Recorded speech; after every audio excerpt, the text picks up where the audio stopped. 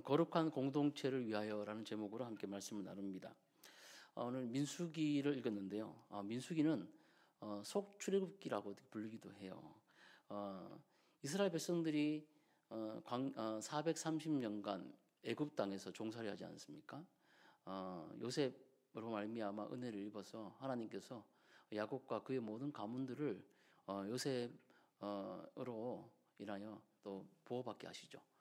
고센 땅이라는 좋은 땅을 줍니다. 그래서 처음에 들어갔던 이 70명의 자부들, 야곱의 그 자손들이 70명 아닙니까? 12아들들과 또 자부들, 그것도 손자들 이렇게 해서 70명이 들어가는데 나중 출애굽을 할 때 이스라엘의 백성들의 수를 세거든요. 민수기는 사실 백성들의 수를 센 그 숫자가 나와요. 그런데 숫자를 센 그 숫자가 20세부터 60세까지 전쟁할 수 있는 남자의 숫자를 셌습니다. 근데 몇 명인지 아십니까? 70명으로 들어갔던 이 이스라엘의 사람들이 60만 3,550명. 엄청나지 않습니까? 남자 숫자 20세부터 60세까지요. 그러니까 계수하지 않은 갓난아기부터 20살 그리고 그 위에 또 그리고 여자들까지 다 합치면 약 250만 명 정도를 추정합니다. 그러니까 대구 인구 정도 되는 거죠. 예, 대구 인구. 엄청난 숫자예요. 하나님께서 아브라함에게 약속하셨지 않습니까? 내 자손들이 어떻게 하겠다? 아브라함 나와봐. 예, 하늘을 쳐다봐. 별 많지? 바다에 모래 많지? 너 자손들 내가 그렇게 많게 해줄 거야. 이렇게 말씀하셨거든요. 근데 아브라함이 어떻습니까? 아들이 많았어요? 적었어요? 예, 아들을 뭐 이삭과 이스마엘을 통해 가지고 그 하갈을 통해서 낳은 그 이스마엘 둘밖에 더 있습니까? 그런데 당대에는 그 많은 백성들을 다 보지 못했지만 하나님은 그 약속을 신실하게 지키심으로 지금도 우리가 아브라함의 후손들 아니에요. 믿음의 자손, 즉 아브라함의 자손들이라 이렇게 얘기를 하지 않습니까? 그러니까 엄청나게 많은 그 하나님의 백성들을 아브라함을 통해서 이렇게 주셨다고 이렇게 보는 거죠. 약속이 성취된 거예요. 자, 250만 명이 나왔어요. 나왔는데 어떻게 됐습니까? 예, 민수기는 그러니까 한마디로 말하면 순종으로 가나안 땅에 들어가야 되는데, 예, 하나님의 말씀에 순종하고 이 백성들이 시내산에서 받은 그 돌 두 개에 새겨진 그 하나님의 계명, 지금까지는 이 바로의 종살이하던 노예들이었지만 이제 너희들은 나의 백성들이다 이거예요. 나의 신부다 이거예요. 하나님 불러내셨다 이거예요. 그래서 앞으로 너희들은 이 애굽에 종살이하던 그런 습성들, 옛날 가지고 있던 그런 습관들을 다 버리고 누구의 법을 따라야 된다는 겁니까? 예, 하나님의 법을 따라 살아가는 하나님의 신민, 하나님의 백성들로 그들을 공동체를 만들어졌다는 거예요. 여기 요구되는 게 뭐겠습니까? 하나님의 법을 따르고 지키는 거예요. 그거 훈련한 거예요. 민수기에서는요. 계속해서 하나님의 말씀대로 이들이 지키냐 지키지 않느냐. 대표적인 게 뭡니까? 만나잖아요. 만나가 출애굽기도 나오지만 만나가 내리는데 어떻게 해요? 예, 매일매일 필요한 양만큼만 거두고 금요일 그러니까 안식일 직전에만 이틀 거를 거둬야 되는데 나가자마자 어떻게 했습니까? 욕심대로 막 걷어가지고 집에다가 갖다 놨더니 어떻게 됐어요? 썩었잖아요. 계속 그렇게 했다는 거예요. 계속 그렇게. 조금만 뭐가 없으면 불평하고 뭐가 없으면 또 하나님 없다고 얘기하고 막 그렇게 했다는 거예요. 근데 생각해 보십시오. 이 백성들이 나올 때에 하나님께서 출애굽하는 그 출애굽기 13장부터 지속적으로 가나안 땅에 들어갈 때까지 계속해서 끊이지 않고 주신 게 있습니다. 뭡니까 여러분? 나오자마자 구름 기둥과 불 기둥을 그들 앞에 싹 보내주시잖아요. 낮에는 구름 기둥으로, 밤에는 불 기둥으로. 제가 주일학교 때는 그래서 이 구름 기둥, 불 기둥 하면 막 이렇게 구름 기둥 쫙 올라가고 불 기둥 이렇게 앞에 막 가고 그렇게 상상. 그건 뭐 그럴 수도 있고 우리가 경험을 못했으니까. 그런데 그 사막을 언제 한번 이렇게 비춰주시던데 그 햇빛이 쫙 비춰지는 가운데 그죠? 그 특정 부위만 이렇게 구름이 싹 깔려 있는 거예요. 그러니까 그쪽만 강한 이 땡볕이 비치는 게 아니라 그쪽만 그늘 가운데 가는 거고 밤에도 이 불기둥, 은은한 이 불이 그런 따뜻함이 이 백성들 가운데 이렇게 덮이는 거죠. 그래서 그 추위에 떨지 않는 일교차가 엄청 심하거든요. 사막은. 그렇게 해서 그들이 여름 따가운 햇빛으로부터 지켜주시고 밤에는 그렇게 온화하게 평안하게 잘 쉴 수 있도록 그렇게 언제까지 했습니까? 장장 40년 동안 그렇게 하신 거 아니에요. 근데도 이스라엘 사람들은 순종치 않았다는 거예요. 하나님의 적극적인 그런 은혜가 계속 있었음에도 불구하고 하나님의 말씀대로 지키지 않는 그들의 모습들을 우리가 계속 민수기를 통해서 볼 수가 있었다는 겁니다. 대표적인 그 불순종 사건이 뭐예요? 여러분 잘 아시는 대로 민수기 14장에 가데스 바네아 사건 아닙니까? 예. 다 가나안 땅에 직전에 두고 우리 다 갈 수 있다고 그랬는데 어떻게 해요? 못 간다고. 우리는 못 간다고. 그 땅에 가면 다 이제 죽는다. 그 자이언트 같은 거인들이 있어가지고 우리는 못 들어간다. 하나님이 그 땅을 주셨다 할지라도 우리는 절대로 못 들어간다. 막 이래가지고 그때부터 광야 40년 뺑뺑이가 시작된 거 아닙니까? 불순종이죠. 불순종. 오늘 이 민수기에 나오는 이 본문의 위치도 또한 그렇습니다. 예, 지금 이 민수기 25장의 위치는 23장부터 이 부활의 저주로부터 하나님이 막아주시죠. 예, 이 거짓 선지자를 데리고 와가지고 어떻게 합니까? 이스라엘이 이 계곡 쪽에 장막을 쫙 치고 있으니까 250만 명이 치고 있으니까 어때요? 어마어마합니다. 어마어마해요. 그래서 제발 이 민족들을 좀 저주해달라고 그래가지고 거짓 선지자를 데리고 오지 않습니까? 근데 하나님께서 그 선지자 올라가가지고 저주를 하려고 하니까 그 입 속에서 뭐가 나와요? 저주가 아니라 축복이 나오잖아요. 한두 번이 아니잖아요. 그렇게 막아주셨잖아요. 그 다음에 바로 오늘 일었던 이 시딤의 우상숭배 사건이 나타난 거예요. 가만히 요약해 보면 하나님은 계속해서 우리들에게 말씀하시는 게 있습니다. 너희들이 뭔가를 하려고 하는 것이 아니라 나의 말씀에, 내 말씀에 너희가 순종할 때 너희들은 내가 약속한 것을 받을 수 있다는 것을 계속 가르쳐 주는 거죠. 근데 그것이 어렵지 않은 거예요. 어렵지 않은 거예요. 하나님 말씀대로 지켜가는 것이 어렵지 않은 거예요. 하나님만을 섬기고 하나님만을 주인으로 여기고 하나님의 말씀은 오직 우리의 말씀으로 받아들이므로 우리가 인생을 살아가는 것이 하나님이 원하시는 것인데 우리는 그렇게 잘 하지 않는다는 거죠. 불순종할 때가 많다는 거예요. 순종을 하면 거룩하게 되는 것인데 그렇게 하지 않는다는 겁니다. 그럼에도 불구하고 민수기를 오늘 보면 계속해서 하나님은 신실하게 하나님의 일들을 해가세요. 하나님이 말씀하신 그 약속대로 이 백성들을 끝까지 지켜가시는 그런 장면들을 보여줍니다. 이것이 민수기의 내용이라고 볼 수가 있습니다. 자, 오늘 본문으로 돌아오면 오늘 이 시딤이라는 곳에 이스라엘 백성들이 다시 갑니다. 아까 이 선지자의 저주를 다 비껴가면서 이제 이 가나안 출애굽한 이 세대들이 지금 막 이제 그 가나안 땅 직전까지 왔어요. 시딤이라는 것은 바로 이 요단강 직전에 있는 그런 곳이거든요. 그래서 요단강을 딱 건너가면 하나님이 말씀하신 이 적과 꿀이 흐르는 가나안 땅으로 이제 입성하게 되는 거예요. 그러니까 오늘 시딤이라는 장소는 최종 정착지라고 이렇게 볼 수가 있습니다.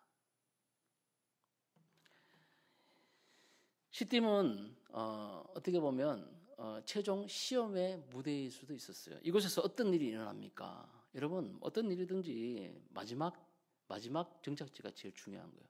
마지막 축구도 마지막 끝나기 5분 전, 야구도 마지막 끝나기 9회 말에 조심해야 되는 거예요. 뭐든지 우리가 끝날 때를 잘 마무리할 수 있도록 그렇게 해야 됩니다.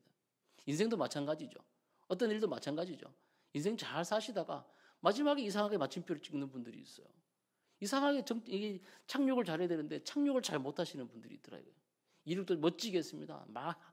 멋지게 막 날아갑니다. 근데 착륙을 이상하게 해가지고 모든 것을 망쳐버리는 경우가 있어요. 오늘 이 장면도 그렇게 얘기를 할 수가 있는 거죠. 이스라엘 백성들이 어떻게 우여곡절 끝을 다 지나가지고 지금 시딤이라는 곳에 머물렀는데 여기에 최종적인 이 영적인 테스트가 있었다는 거예요. 근데 아주 곤란한 일이 발생되기 시작합니다. 우리 1절부터 3절까지를 다시 한번 읽어보도록 하겠습니다. 1절부터 3절입니다.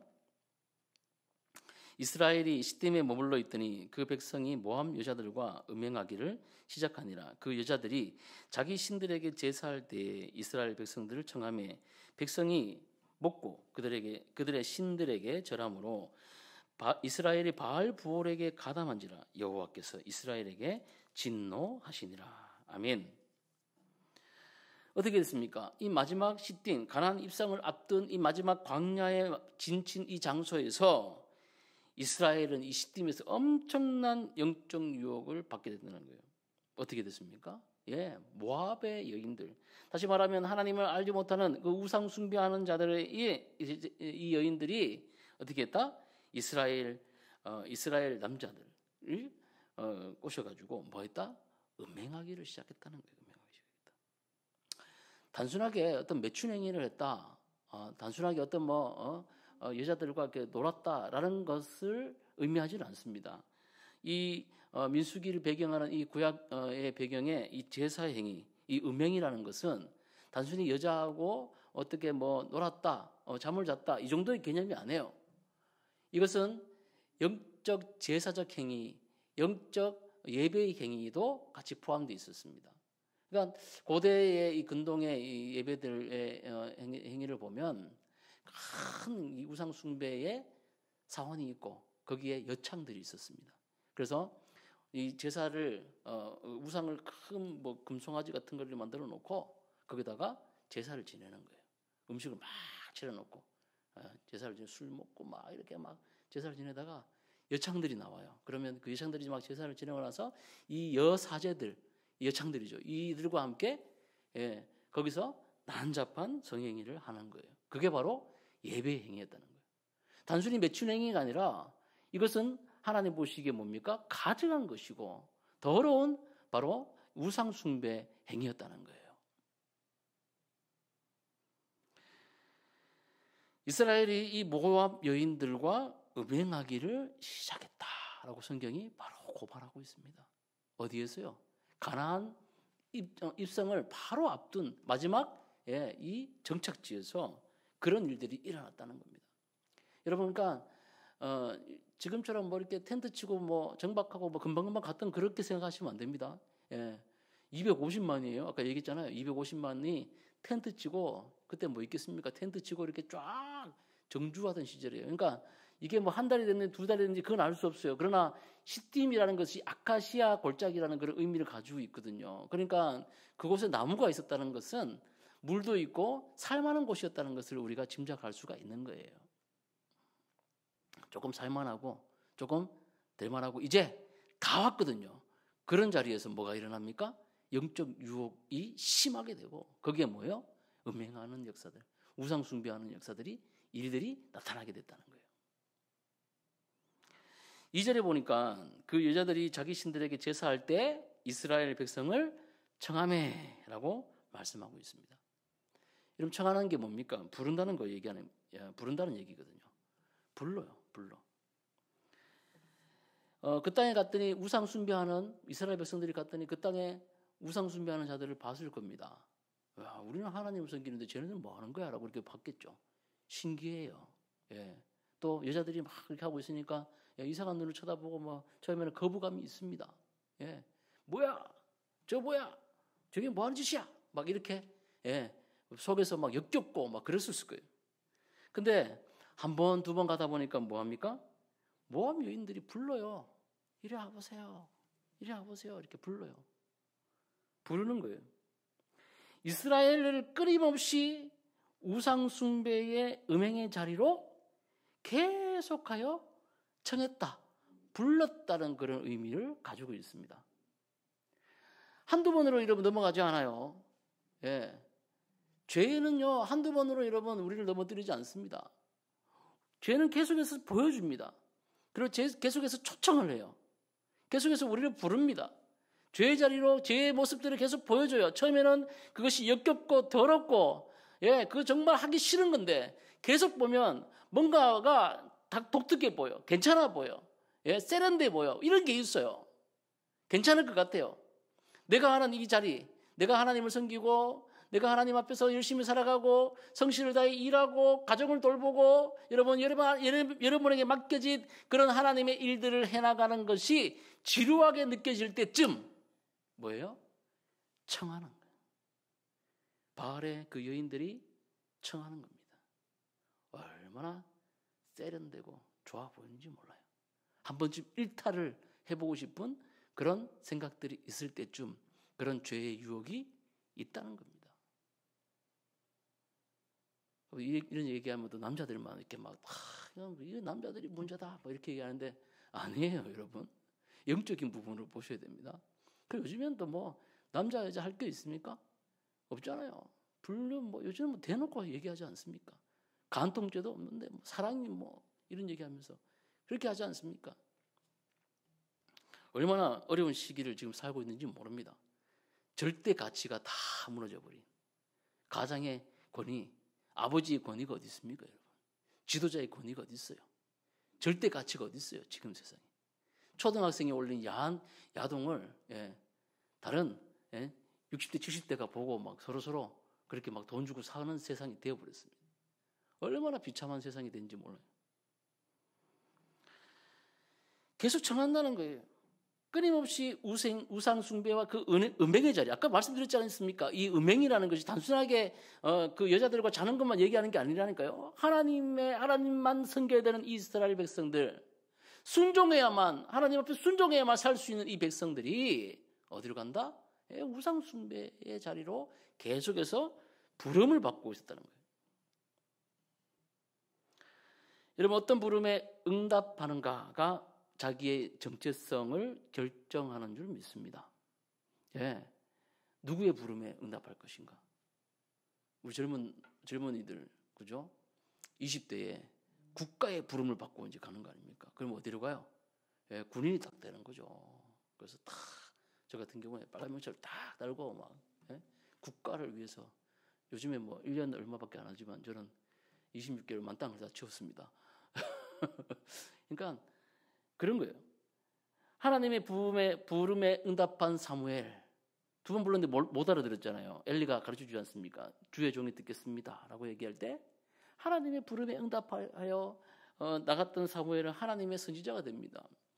예수님의 부름에 응답하여 갔던 이 제자들, 그물과 배와 아버지를 버려두고 예수님을 따라 나갔던 이 베드로와 안드레와 야고보와 요한, 또 많은 제자들, 예수님의 제자가 되었다는 거예요. 우리 역시 어떻습니까? 하나님께서 세상 속에 우리를 구별하여 우리를 불러내신 자들, 이 바로 성도라는 거예요. 성도. 교회라는 것이 바로 그런 거 아니에요. 교회. 에클레시아라는 것이 에클레시아, 바로 불러서 다시 뽑아냈다는 거죠.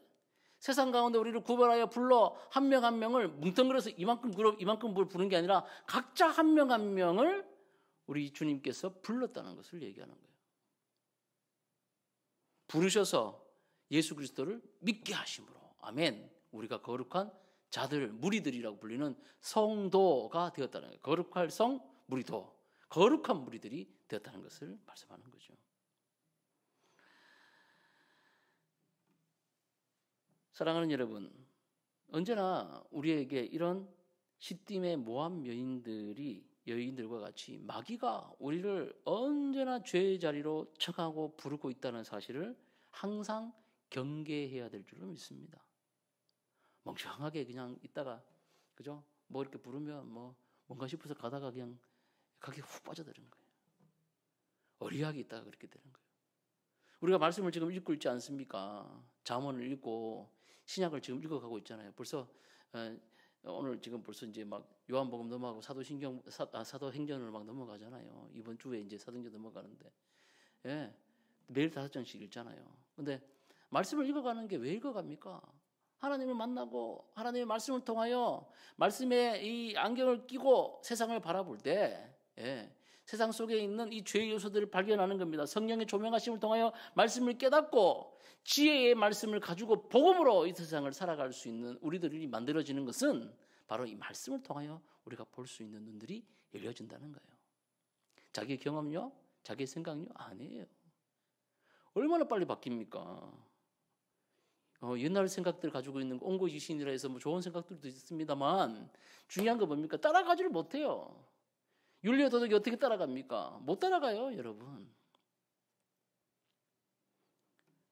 최근에 이제 뭐 휴머노이드 로봇이 나와가지고 예전에는 막 로봇 춤 뭐 이랬잖아요. 지금은 모른대요. 저도 봤거든요.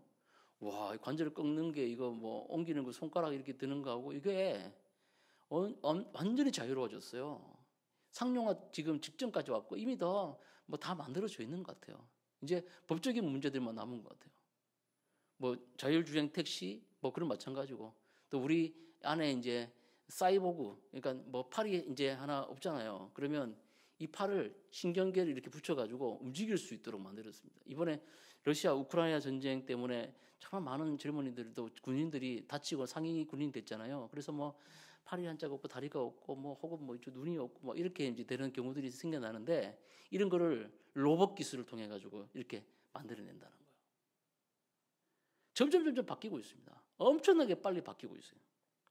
이런 데에 여러분 우리가 분별하는 눈이 없으면 뭐가 뭔지를 잘 모르는 세상이 온다는 거예요. 이게 마귀가 정하는 건지 이게 시딤의 바알불 같은 그런 것으로 이 음행한 모함 여인들이 우리를 부르고 있는지 하나님이 우리를 부르고 있는지 구별이 안 될 때가 있다니까요.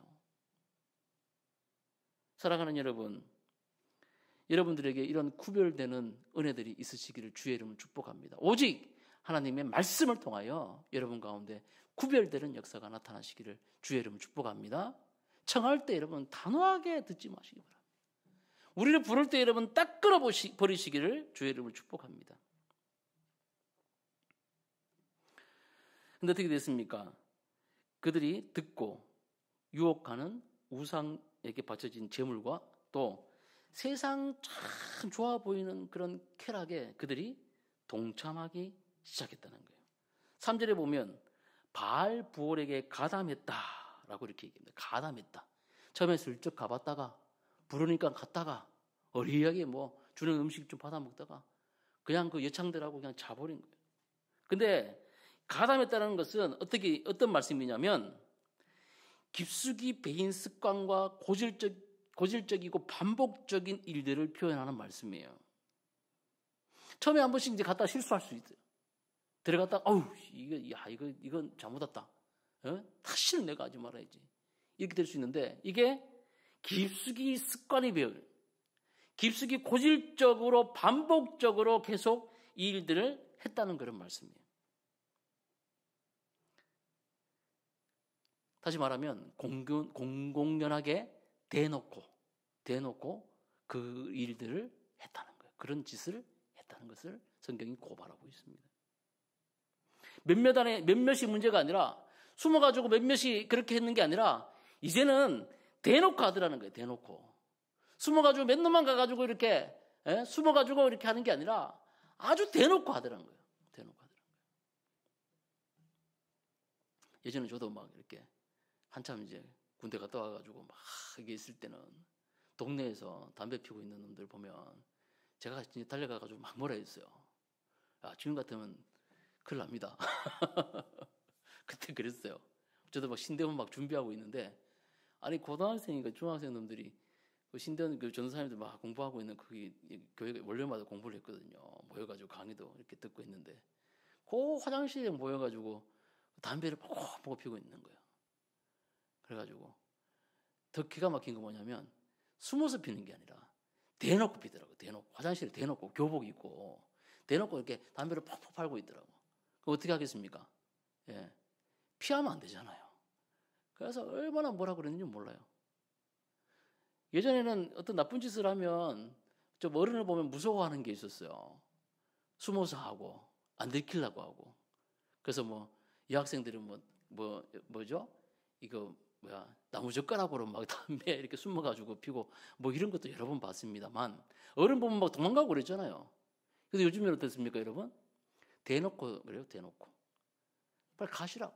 아저씨 뭔데요? 할아버지 뭐예요? 가세요. 자기 갈 때 가세요. 이렇게 교복 입고. 그죠? 당당합니다. 내 인생에 간섭하지 말아요. 그거예요, 바로. 여러분, 하나님은요, 여러 가지 보시지만 우리 태도도 보고 계시는 줄 믿으시기 바랍니다. 우리의 연약함을 아세요. 너희들이 진흙덩어리, 먼지덩어리인 거 내가 알고 있고 너희들이 아비, 이 거짓의 아비였던 너희 마귀로부터 너희들을 내가 건져냈다는 거 하나님 알고 계세요.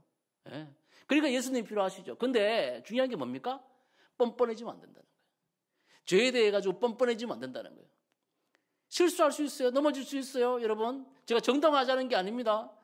저와 여러분들이 예수 그리스도로 말미암아 구원받는 것이지 저와 여러분의 어떤 의, 우리의 깨끗함, 어떤 태도, 여러분 우리의 완벽한 그런 인격을 통해서 우리가 구원받는 게 아님을 우리는 너무 잘 알고 있잖아요. 우리는 형편없는 사람인 줄 우리 스스로가 잘 알고 있지 않습니까?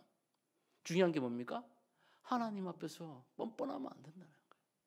공공연하게 대놓고 하나님의 말씀을 어기면 안 된다는 거예요.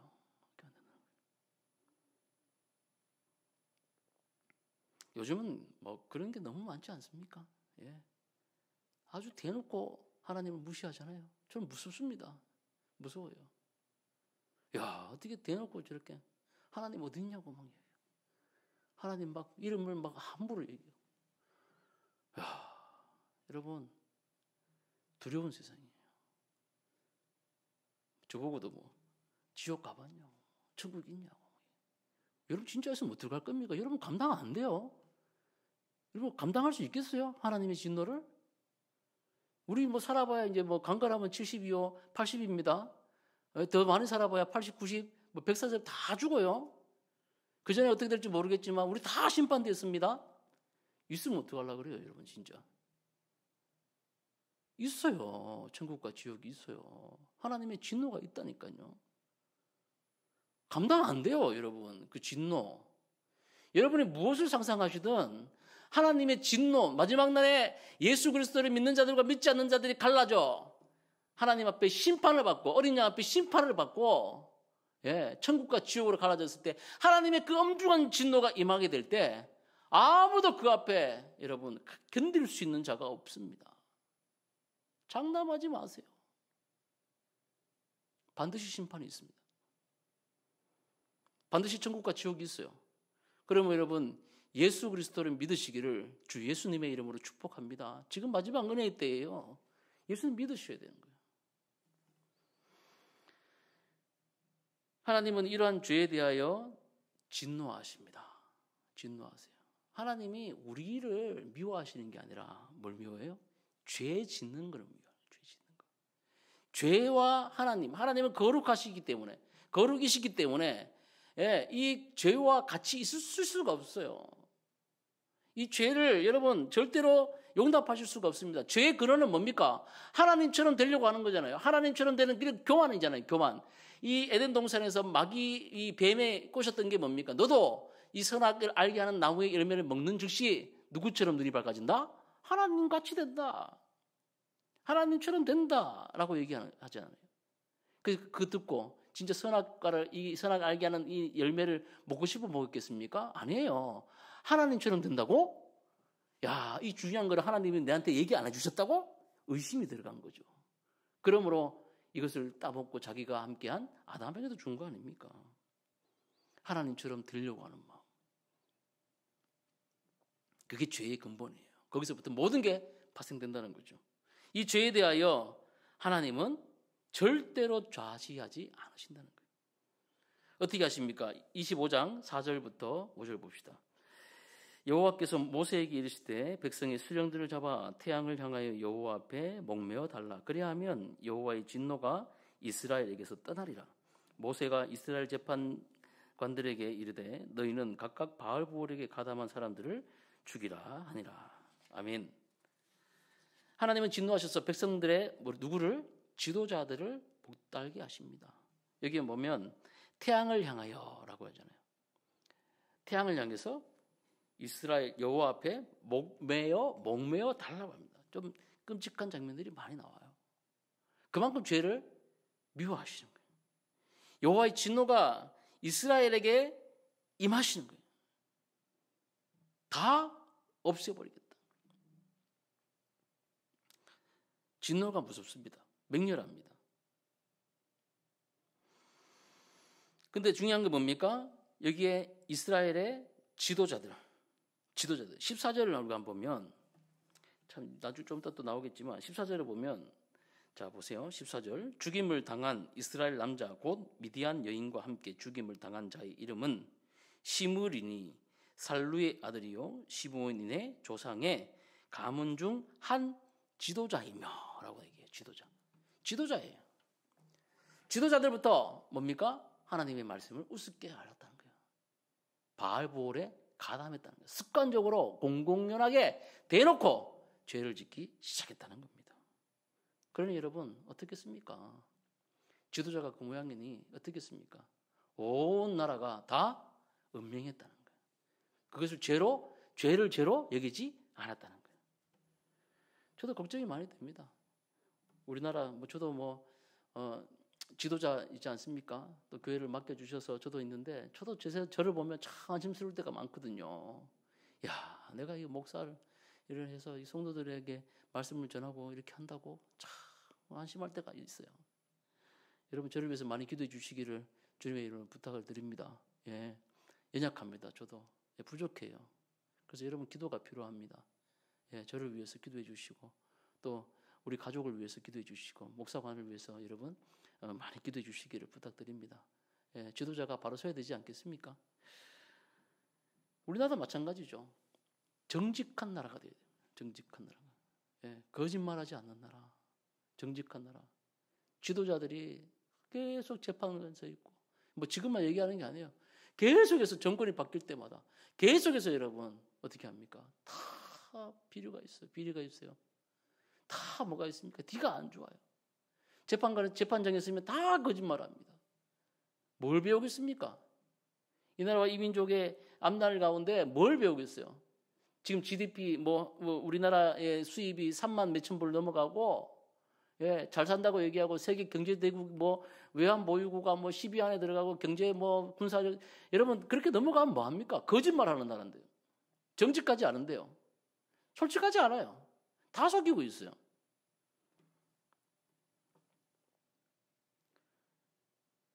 저도 제 딸한테 열심히 공부해라, 정직하게 살아라. 이거 말할 수 있겠습니까, 여러분? 부끄럽습니다. 정말 부끄러워요. 우리 정말 나라와 민족을 위해서도 기도하고 정말 우리 다음 세대들을 위해서 기도하고 지금 있는 어른들을 위해서도 기도하고 지도자들을 위해서 기도하고 예, 한국 교회를 위해서도 우리가 기도해야 됩니다. 정직하게 하소서. 하나님 이 나라와 이 민족 불쌍히 여기시고 한국 교회를 불쌍히 여기시고 우리 교회를 불쌍히 여기시고 하나님 우리가 정직하게 하나님 앞에 살아가게 해주십시오. 말씀대로 살아가게 해주십시오. 속이지 않게 해주십시오. 하나님 안에서 우리가 정말 하나님 아버지 정직한 영으로 우리가 살아가게 해주옵소서. 이렇게 기도해야 됩니다. 또 잘못했으면 여러분 잘못했다고 얘기할 때 더 이상 보복이 없어야 돼요. 용서해야 됩니다. 서로 용납해 줘야 돼요. 다 불쌍합니다. 나라와 민족과 교회를 위해서 여러분 같이 기도해 주시기를 주의 이름으로 부탁을 드립니다. 지도자들이 이렇게 다 무너졌다는 거예요. 여러분 죄를 지었을 때 가장 빠른 이 회복의 방법은 회개하는 거예요. 회개하는 거예요. 아멘? 예. 회개하는 겁니다. 하나님 앞에 무릎 꿇고 하나님 제가 범죄했습니다. 인정하는 겁니다. 꽉하게 그냥 고집 피우고 어금니 꽉 깨물고 여러분 버티면 뭐 어떡하자는 겁니까 도대체. 다 알고 계시는데 너의 생각과 너의 머리털까지 세신 받으신 우리 하나님이 그 심성 깊은 것까지 꿰뚫고 계시며 네가 무슨 말을 할지 어떤 의도에서 그 말을 하는 건지 다 알고 계시는데 그 앞에서 이빨을 꽉 깨물고 말씀이 찔려옴에도 불구하고 회개를 안 하는 거예요. 고치지를 않아요. 지도자가 더 그래요. 안 고쳐요. 뻔뻔합니다. 얼굴을 들고 그렇게 뻔뻔할 수가 없습니다. 다윗을 보십시오. 다윗이 흠이 많습니다. 어떤 분이 그렇게 또 설교를 하시더라고요. 우리가 아무리 죄를 지어도 다윗만큼 죄를 짓겠습니까? 이렇게 얘기를 하더라고요. 그래서 제가 무슨 말 하는 거야? 들어봤더니 일리가 있는 말씀이에요. 예? 아니 다윗은 하나님 다들 다윗의 믿음도 다윗이 하나님 다윗을 칭찬하셨잖아요. 내 종 다윗은 내 마음에 합한 자다. 예, 사도행전에 보면 그렇게 얘기를 하시잖아요. 그러니까 다윗이 얼마나 대단한 사람입니까? 다 좋은데 그렇게 얘기하시는 걸 가만히 들어보니까 아니 여러분도 죄를 지어도 남의 여자 그렇게 뺏어옵니까? 얘기하더라고요. 그렇죠. 근데 그것도 요새는 또 뭐 틀린 말이야. 요새는 다 보면은 무슨 뭐 예? 관광버스, 산악회, 뭐 동창회, 뭐 가는 곳곳마다 아주 이상한 짓이 많이 발생이 돼요. 희한한 나라가 됐습니다. 아주. 뻔뻔하게 그렇게 하더라고 또. 어쨌든 그러면서 또 하는 얘기가 그거예요. 남의 여자를 그렇게 데리고 와가지고 자기 애를 이렇게 베게 하고 또 우리아라는 그 명장을 갖다가 그렇게 살인 교사하고 그렇게 악랄하게 하는 죄를 짓고 그렇게 하는 사람들이 있는데 우리는 그거보다 낫지 않습니까? 이게 맞는 말이에요, 틀린 말이에요. 또 들어보면 일리가 있습니다, 그죠? 우리는 그런 죄를 안 지으니까. 근데 여러분, 하나님은요 다윗의 어떤 점을 그렇게 높게 평가하셨냐면 시편 51편에 보면 뭐 나와요? 다윗이 나단 선지자가 와가지고 그 양비유를 통해 가지고 다 죄를 지적하지 않습니까? 예? 옆집에는 양이 많은데 그 가난한 집에 손님이 왔는데 그 부잣집에 손님이 왔는데 그 자기 집에 있는 양 안 거두고 그 어린 양하고 자기 새끼처럼 이렇게 안고 있는 그 양을 뺏어다가 그 손님을 대접했습니다. 왕이시니까 내 나라에 그런 놈이 있느냐? 그놈을 잡아 죽여라. 내 나라에 어떻게 그런 놈이 있느냐? 당장 찢어 죽여라. 이렇게 얘기를 한 거예요. 분노해가지고. 근데 나단이 뭐라 지적합니까? 그 사람이 바로 당신입니다. 여러분 아마 선지자라도 여러분 왕 앞에 그런 말하기 쉽지 않습니다. 예. 저도 목사지만 여러분 어디 권력 있는 사람 앞에 가면 좀 위축돼요. 예, 하나님께서 말씀 당신이 죄인입니다 라고 딱 얘기하면 당당하게 얘기하고 싶은데 가면은 막 쫄아가지고 다 권력이 그렇게 되지 않습니까? 근데 나단 선지자는 달랐어요. 하나님께서 딱 주신 말씀을 가지고 지혜롭게 딱 말씀 전하고 왕이시여 그 왕이 진노하고 찢어 죽이라고 하는 그 자가 바로 왕 당신입니다. 딱 지적을 하잖아요. 근데 딱 지적을 하고 나서 다윗이 그 다음 행동이 중요한 겁니다. 하나님 그걸 보시는 거예요. 어떻게 하셨어요? 어떻게 했습니까? 그 즉시 무릎을 꿇고 옷을 찢고 시편 51편 읽어보십시오. 우슬처럼 나를 씻기소서. 주의 영을 거두지 마소서. 하나님이 자기에게서 떠나가는 것이 얼마나 두려운 걸 자기가 알았거든요. 하나님이 자기를 버리는 것, 하나님이 자기를 떠나버리는 것이 얼마나 두려운 건지 다윗이 알고 있거든요. 그러니까 하나님 제가 잘못했습니다. 침상을 띄워 눈물로 자기 침상을 띄울 만큼 그렇게 울며 하나님 앞에 자기의 죄를 고백한 거예요. 제가 있습니다. 내가 죄인입니다. 제가 잘못했습니다. 하나님 제가 정말 나쁜 놈입니다. 이렇게 인정하며 하나님 앞에 통해 자복했을 때 하나님이 그것을 귀하게 여기시는 거예요. 회개가 바로 그런 겁니다. 우리 죄가 있다는 거, 내가 죄인이라는 것을 인정하는 겁니다. 그리고 죄에서부터 돌아서는 거예요.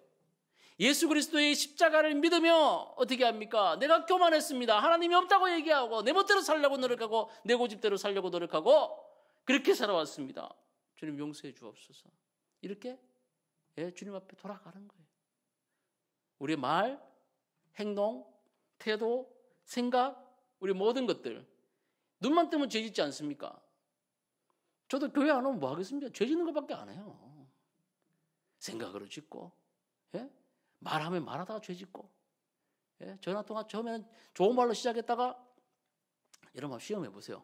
누구하고 얘기를 하는데 한 10분 이상 얘기해봐요. 좋은 말이 많이 나올까요? 나쁜 말이 많이 나올까요? 그러다가 뭐 나쁜 말 하나 탁 터지면 그 꼬리에 꼬리를 물고 그냥 막 헐뜯기 시작하는 거예요. 막 이래 뜯고 저래 뜯고 팔 뜯고 다리 뜯고 귀 뜯고 막 나중에는 어떻게 됩니까? 좋은 말 다 없어요. 계속 험담하는 거예요. 그렇게 되는 거예요. 그게 바로 죄성이에요. 죄성. 우리 죄성이 그렇다는 거예요. 여러분. 아닌 분들도 있겠죠. 성화가 많이 되신 분들은 아닌 줄로 믿습니다. 그러나 대부분 다 그렇게 살아요.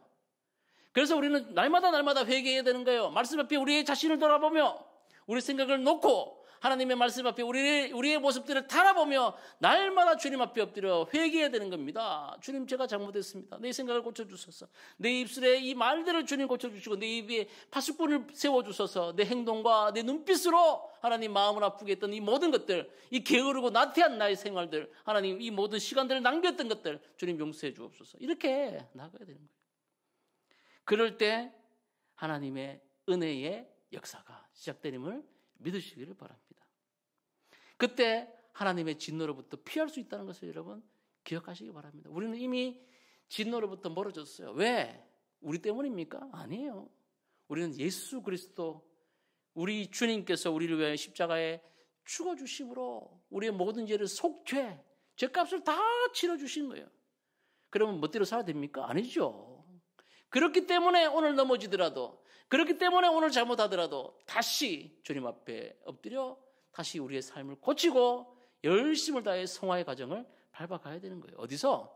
여러분의 삶의 터전에서, 가정에서, 직장에서, 학교에서, 공동체에서, 여러분이 처한 모든 곳에서, 여러분의 관계 속에서, 여러분의 일터에서 어떤 결정을 하든 그 안에서, 하나님 주신 그 안에서 여러분 계속해서 고쳐가는 삶을 살아셔야 되는 거예요.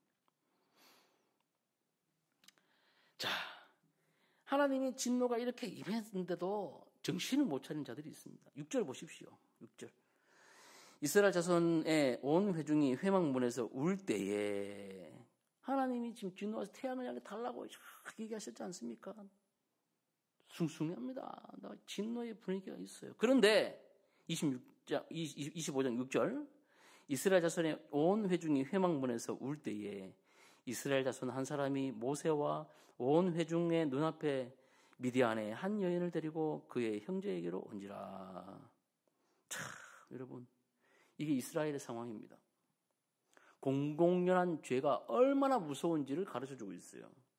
지금 하나님의 진노가 임해가지고 연병이 시작된 거예요. 사람들이 막 죽고 있을 때에 모든 백성들이 모두 회개하고 하나님 앞에 탄원의 눈물을 흘리며 옷을 찢고 죄를 뒤집어 쓰고 하나님 앞에 자기 통행하는 모습을 보이는 게 아니라 그 공동체의 어떤 사람은 뻔뻔하게 자기의 쾌락을 위해 하나님의 진노하신 그 원인인 미디안 여인을 데리고 어디로 가요?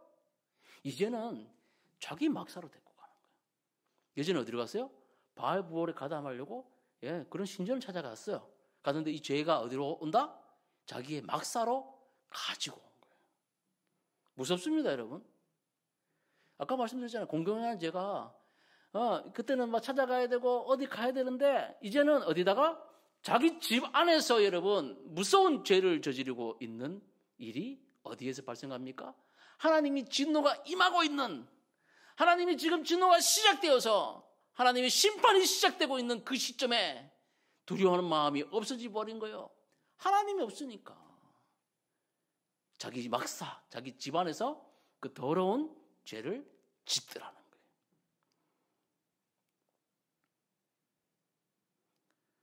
자신의 쾌락을 위해서, 자기만을 위해서 자기 집안에서 하나님이 없이 하나님 외에 다른 신들을 섬기는 그 엄청난 음액의 그 죄를 짓더라는 겁니다.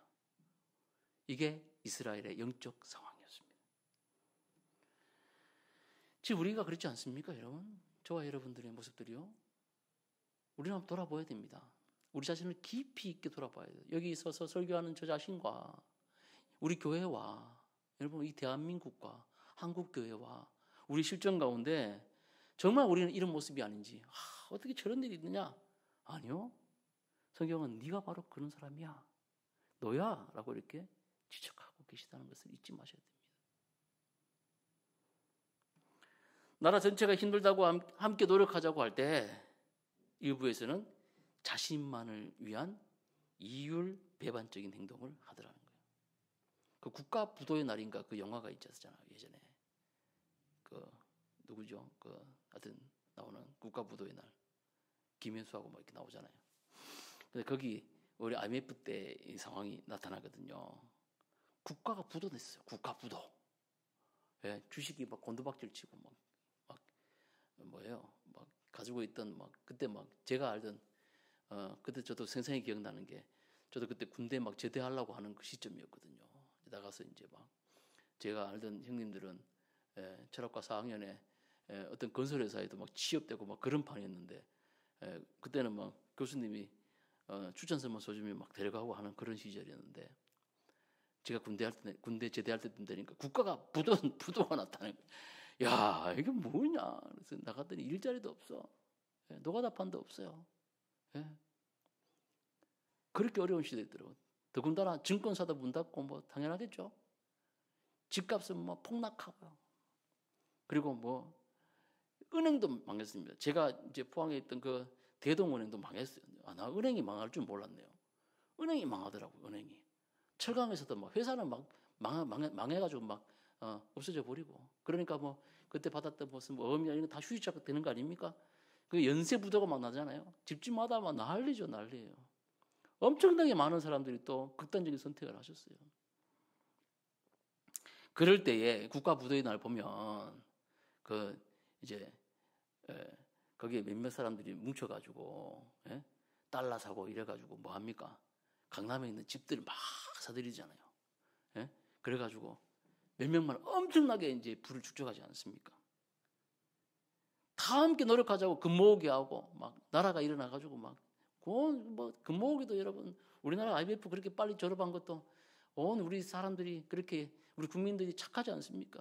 다 자기 돌반지 빼고 막 해가지고 그렇게 해서 뭐 금모아가지고 그 IMF 그렇게 빨리 졸업한 거 아니에요?